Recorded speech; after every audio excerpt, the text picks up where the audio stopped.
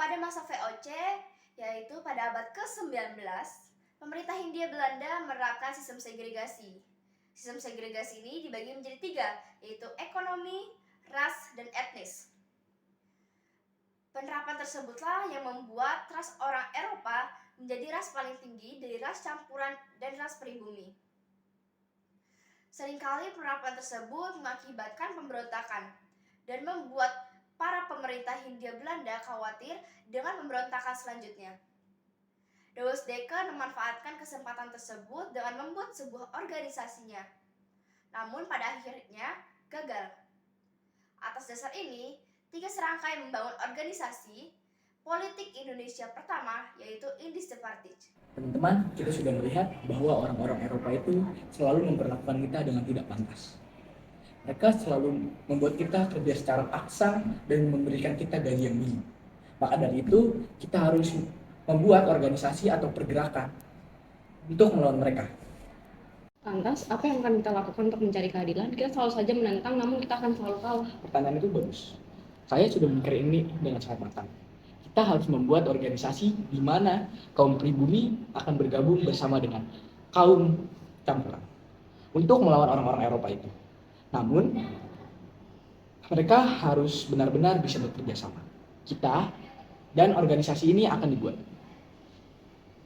Menurut saya, itu merupakan ide yang sangat bagus. Tetapi jika kita melawan pemerintahan mereka yang sangat kejam seperti ini, maka kita akan terkena tindasan yang lebih parah dan bisa menyebabkan kerugian yang sangat besar. Betul, oleh karena itu kita harus bisa bekerja sama dengan rakyat pribumi dan juga rakyat campuran agar organisasi ini bisa berjalan dengan lancar. Saya tahu kalian akan mengkhawatirkan itu, tapi dengan adanya kebersamaan antara kita dan juga para rakyat pribumi dan para rakyat campuran, saya yakin organisasi ini bisa mendapatkan keadilan bagi semua orang. Saya juga tahu bahwa pemerintahan Belanda Hindia sangatlah kejam dan susah untuk dikalahkan. Maka dari itu kita harus saling bekerja sama untuk melawan mereka. Rapat tersebut selesai, dan Douwe mencoba membangun sebuah organisasi dengan para kaum pribumi dan campuran. Organisasi dengan nama Indische-Bond berhasil dibentuk. Namun kebanyakan dari anggota lebih memilih mengundurkan diri karena mereka mencari jalan aman. Sial, organisasi yang sudah aku buat gagal. Sepertinya aku butuh bantuan kedua sahabatku untuk membuat organisasi yang baru dan menjadi lebih baik.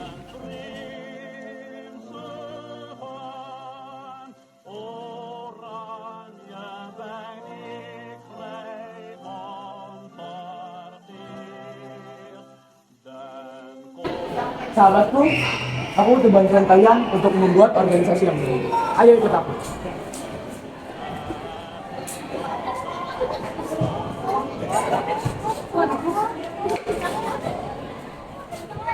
Mana hasil dari organisasi yang telah kamu buat, Gowes? Apakah berhasil? Dari dulu, aku beserta anggota rapat itu memang sedikit tidak yakin. Kami ragu dengan konsekuensi yang akan kami terima kalau kami kalah melawan pemerintah Hindia Belanda saat ini. Dan ketika saya mulai membentuk anggota organisasi, banyak yang mundur dan organisasi gagal. Bahkan saat itu aku sempat ditahan. Turut prihatin, Gowes. Aku dengar-dengar bahwa pemerintah tersebut sangat kejam. Bahkan ada yang disuruh kerja paksa dengan gaji yang minim. Mereka terlalu egois dan hanya membedakan kaum campuran dan kaum pribumi. Kita harus segera melawan pemerintah itu. Kita harus segera mencari keadilan bagi rakyat yang tertindas. Setelah topik yang akan kita bicarakan hari ini, aku akan mengajak kalian untuk berdiskusi tentang sebuah organisasi baru.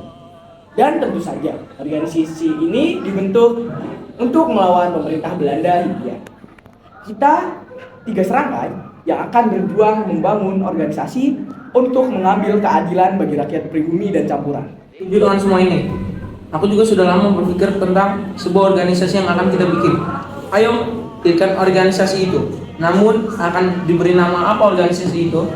Aku akan menamai organisasi ini, tiga serangkai ini, Indische-Partij. Organisasi yang kujanjikan lebih baik dari sebelumnya. Kita harus benar-benar bekerja sama untuk itu. Jangan sampai kita lengah. Dan pada akhirnya 25 Desember 1912 lahirlah sebuah organisasi politik pertama Indonesia dengan nama Indische-Partij. Dibangun oleh Douwe Dekker, Cipto Mangunkusumo, dan Ki Hajar Dewantara. Partai inilah yang menjadi organisasi bagi orang-orang pribumi dan campuran Hindia Belanda. Organisasi ini yang mendapat perhatian ras campuran dan ras pribumi sekaligus terekspos dalam surat kabar di Express. Akhirnya setelah kita berdiskusi, aku sudah menyepakati dengan ini. Cara kita mencapai tujuannya sudah kita buat. Yang pertama, memelihara nasionalisme Hindia Belanda, menghilangkan rasa kesombongan antar ras, memberantas usaha yang membuat benci antar agama, dan memperbesar pengaruh pro-Hindia di dalam pemerintahan. Dan setelah rapat itu, para anggota Indis Party yaitu Douwe Dekker, Ki Hajar Dewantara, dan Cipta Mangunkusumo memulai perlawanannya dengan melakukan propaganda.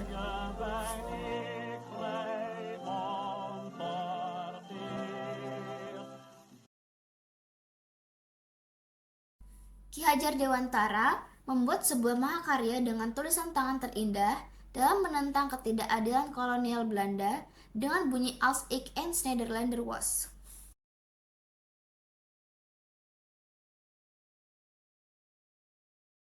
Pemerintah Hindia Belanda sangat murka, lalu menangkap 3 serangkai dan mereka terkena hukuman pengasingan. Douwe Dekker diasingkan di Kupang, Ki Hajar Dewantara diasingkan ke Pulau Bangka, dan Cipta Mangunkusumo diasingkan ke Banda Maluku.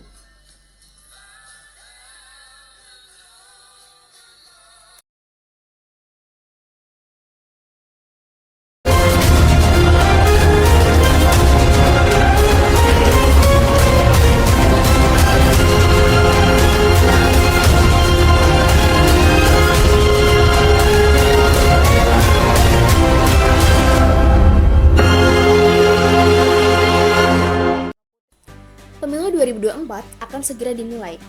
Setiap partai masing-masing mengirimkan satu kandidat sebagai calon presiden 2024. Namun, PDIP tak kunjung memilih kandidat sebagai calon presiden. Dan, siapakah yang akan terpilih menjadi kandidat sebagai calon presiden? Selamat pagi teman-temanku. Saya di sini sebagai ketua partai PDIP akan mengumumkan bahwa pemilu 2024 akan segera dimulai. Oleh karena itu, mari kita memilih salah satu kandidat sebagai presiden. Tapi sebelum itu, kedua kandidat yang menjadi calon presiden ada 2, di antara adalah Ganjar Pranowo dan Puan Maharani. Siapakah yang akan mendapatkan pemilihan terbanyak? Menurut saya, kita harus mengajukan Ganjar Pranowo. Ya, tapi apa alasan kita harus mengajukan Ganjar Pranowo sebagai calon presiden 2024? Nah, menurut saya, Ganjar Pranowo memiliki kewibawaan dan sifat yang sangat disukai oleh rakyat Indonesia. Tetapi, bukankah Ganjar Pranowo menolak Israel untuk bertanding di Piala Dunia Indonesia U20? Dan itulah alasan mengapa para rakyat Indonesia membenci dengan Ganjar Pranowo. Jadi saya lebih memilih untuk mengajukan Puan Maharani. Tapi, mengapa kamu lebih memilih Puan Maharani? Beliau ini kurang disukai rakyat Indonesia karena beliau seringkali tidak mendengarkan pendapat orang lain saat rapat DPR.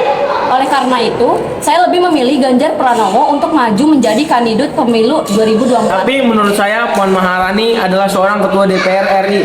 Pasti dia memiliki pengalaman yang sangat cukup. Oleh karena itu, saya akan memilih Puan Maharani. Saya tidak setuju, karena Ganjar Pranowo jelas-jelas lebih pandai memilih daripada Puan Maharani.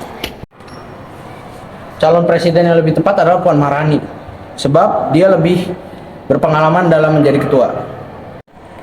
Perundingan semakin sengit. Siapakah yang akan memenangkan pemilihan calon presiden 2024? Apakah Puan atau Ganjar? Menurut saya, Ganjar Pranowo lebih baik karena beliau bijak dalam bertugas dan merakyat. Dibanding dengan Puan Maharani, karena Ganjar Pranowo lebih bijak dalam bertugas, bertanggung jawab, serta dapat dipercaya. Itu semua benar. Mari kita semua memilih Ganjar Pranowo. Jadi bagaimana? Ganjar Pranowo atau Puan Maharani? Ganjar Pranowo! Ada benarnya juga sih. Baiklah, saya ikut memilih Ganjar Pranowo.